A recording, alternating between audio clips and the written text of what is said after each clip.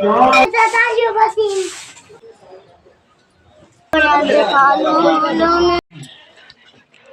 का हो रहा हो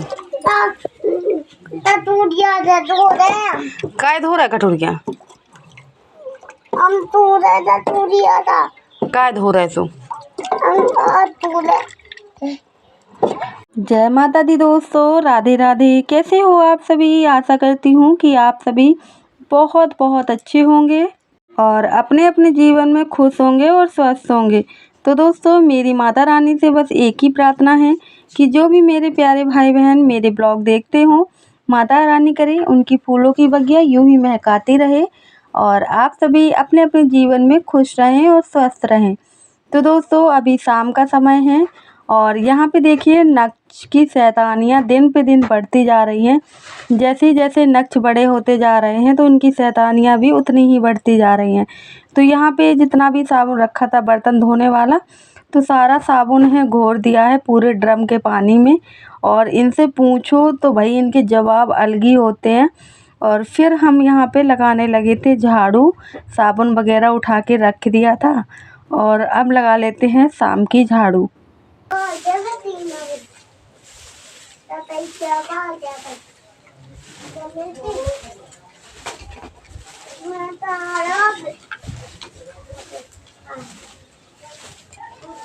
और अगर इनको थोड़ा सा डांटो भी तो इतनी प्यारी बातें करता है कि मन बिल्कुल पिघल जाता है।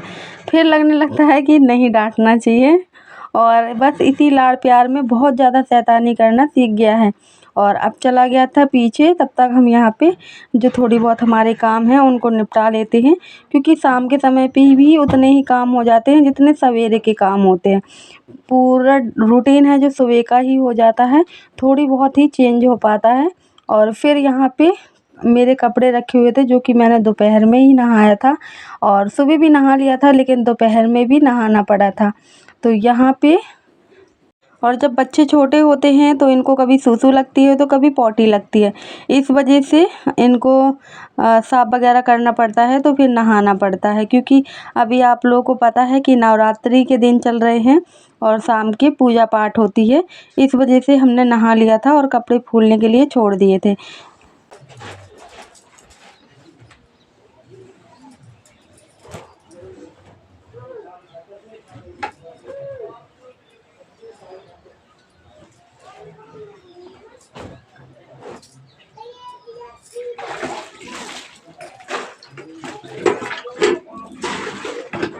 और दोस्तों, हमारी बेटियां आजकल कहीं भी सुरक्षित नहीं हैं। ना तो अपने गांव में सुरक्षित हैं, ना बाहर सुरक्षित हैं और ना ही घर में सुरक्षित हैं। और सब लोग बोलते हैं बेटी पढ़ाओ और बेटी बचाओ। तो जब बेटियों को पढ़ने नहीं दोगे, आगे बढ़ने नहीं दोगे, तो बेटियां कैसे पढ़ेंगी, कैसे बचेंगी।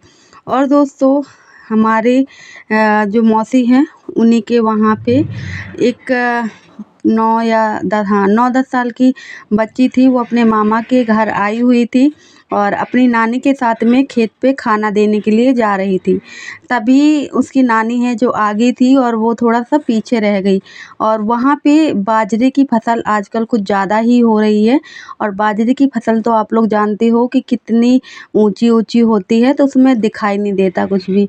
तो उसकी नानी है जो आगे थी और वो पीछे थी। तभी कुछ लोगों ने उस 9 10 साल की बच्ची का मुंह बंद करके और उसके साथ में बहुत गलत किया। और उसको ये सोचिए कि जीने और मरने के बीच में छोड़ के चले गए। और वो अभी सिर्फ 9 या 10 साल की थी। उस बच्ची का क्या कसूर था जो लोग इतने हैवान बन चुके हैं कि ना ही आजकल बच्चे देखते हैं, ना बड़े देखते हैं, ना बूढ़े देखते हैं। तो क्या ये सही है। ऐसे भी लोग हैं। और लोग माता रानी के 9 दिन इतने भाव से मनाते हैं और 9 दिन के बाद में कन्या भोज भी करते हैं। तो ये बताइए कि जब आप कन्याओं के साथ में ऐसा करते हो तो आप कन्याएं कहाँ से लाओगे। इतने धूमधाम से कन्या भोज करते हो और उन्हीं कन्याओं के साथ में इतना दुष्कर्म करते हो। फ़र्क सिर्फ इतना है कि शहरों की चीज़ें हैं जो वायरल हो जाती हैं और गाँव की चीज़ें हमेशा दब जाती हैं। और हमेशा से ऐसा ही हो रहा।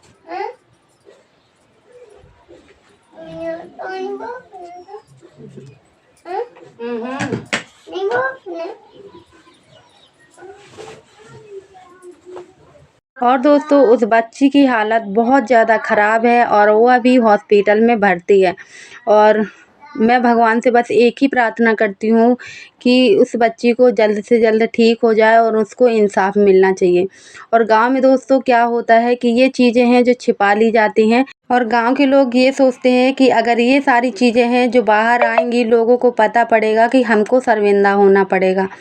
बस इसी छोटी सोच की वजह से आज भी हमारी बच्चियां हैं, उनको इंसाफ नहीं मिल पाता है और वो दरिंदे अभी भी खुलेआम घूमते रहते हैं। और दोस्तों आप लोग भी उस बच्ची के लिए प्रे कीजिएगा कि वो जल्दी से जल्दी स्वस्थ हो जाए और इन सब चीज़ों से उभर पाना बहुत मुश्किल हो जाता है। तो चलिए दोस्तों, आप लोगों से बातें करते करते इतने सारे काम हैं जो हमारे हो गए, लेकिन दोस्तों उस बच्ची के लिए जब भी मैं सोचती हूँ तो मुझे बहुत ज़्यादा बुरा लगता है।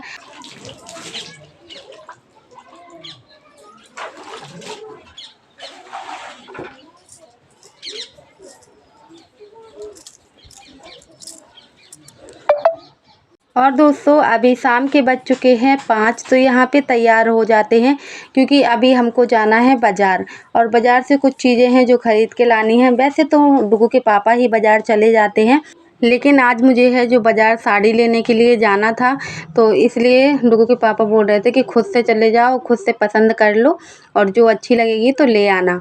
और फिर यहाँ पे है भूल गए थे गैया की खरी डालने के लिए, तो यहाँ पे खरी डाल देते हैं तो थोड़ी देर में फूल जाएगी, उसके बाद में सानी वगैरह बना देंगे। और तैयार तो हो गए थे, फिर अचानक से याद आया कि खरी अभी हमारी है जो नहीं डली है, तो इसको भी डाल देते हैं और बस अब रह गई थी साड़ी पहनने के लिए, तो उसके बाद में चलते हैं साड़ी पहनने।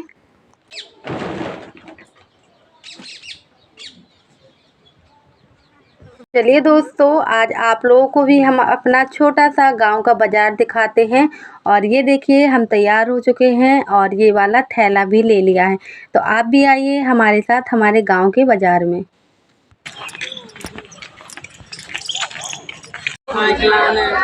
लड्डू वाला की तो ठीक है, यही सारा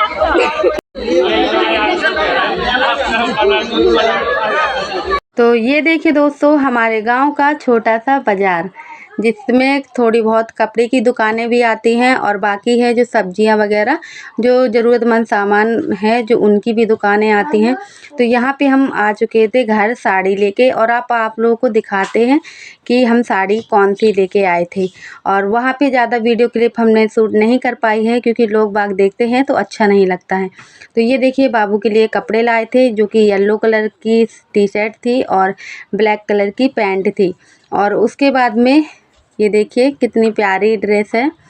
और दोस्तों ये कपड़े हम अपने भानेज के लिए लेके आए थे और वो अभी 3 महीने का हो चुका है, तो उसी के लिए सूट लेके आए थे और ननन जी के लिए साड़ी लेके आए थे। जितने दोस्तों कहते हैं ना कि जितनी चादर होती है उतने पैर पसारने चाहिए थी, तो जितना हमारा बजट था उसी हिसाब से हम ले आए थे। और यहाँ पे देखिए बहुत प्यारी लग रही थी साड़ी देखने में भी और पहनने के बाद तो बहुत ही अच्छी लगेगी जब ब्लाउज वगैरह उसका है जो सिल जाएगा। और आप लोगों को यहाँ से साफ क्लियर है जो दिखाई नहीं दे रही होगी। और ये ब्लैक कलर की थी, बहुत प्यारी लग रही थी। और यहाँ पे डुगू और नक्श भी बैठे हुए थे और वो सोच रहे थे कि मेरे लिए कुछ लाई है मम्मी, तो उसको बोल दिया था कि हाँ तुम्हारे लिए ही है, क्योंकि बच्चों को समझाना बहुत मुश्किल हो जाता है। अगर वो ज़िद करने लगते हैं तो हमको ही हाँ बोलना पड़ता है, नहीं तो वो समझने का नाम नहीं लेते हैं। और फिर यहाँ पे बना लेते हैं खाना। और आज खाना बनाने के लिए काफ़ी ज़्यादा है वक्त हो गया था, तो दाल है जो सुबह की रखी हुई थी और सुबह की ही थोड़ी सी चावल भी रखे हुए थे, तो बस रोटियां ही सेकनी थी। तो हमने सोचा चलो चूल्हा क्यों जलाना, गैस पे ही सेक लेते हैं। और वैसे भी खाने के लिए 2 ही लोग थे, बच्चों का तो थोड़ी बहुत खाना होता है। और यहाँ पे नक्श भी बैठे हुए थे आराम से, और बैठे-बैठे इतना ज़्यादा आटा है जो बर्बाद कर देते हैं, छोटी-छोटी लोइयाँ बना के यहाँ वहाँ फेंक देते हैं। तो फिर हम ही को उठा के सारा है जो कुड़ी पे डालना पड़ता है। जो बाल्टी गाय के लिए हम शकरन वगैरह इकट्ठा करते हैं, तो उसी में है जो डाल देते हैं। और आप लोगों से बातें करते-करते यहाँ पे हमारी रोटियाँ भी बन के हो चुकी हैं तैयार।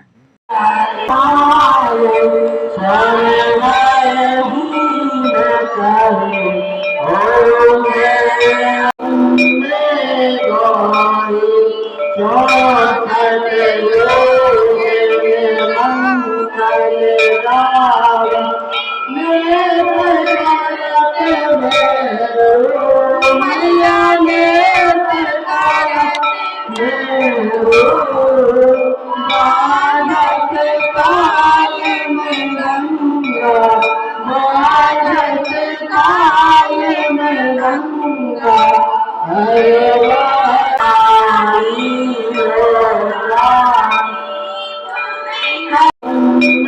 और दोस्तों रोटी बना के सीधे चले गए थे मंदिर आरती करने के लिए। और आरती हो चुकी है और उसके बाद में आप लोगों को यहाँ के दर्शन करवाते हैं। यहाँ पे हमारी दीदी ने अपने ऊपर जवारे बिवाए हुए हैं, तो यहाँ के भी दर्शन करके और फिर चीज़ें आ चुके थे घर। तो यहाँ पे आप कर लेते हैं खाना पीना, क्योंकि लाइट भी आ रही है।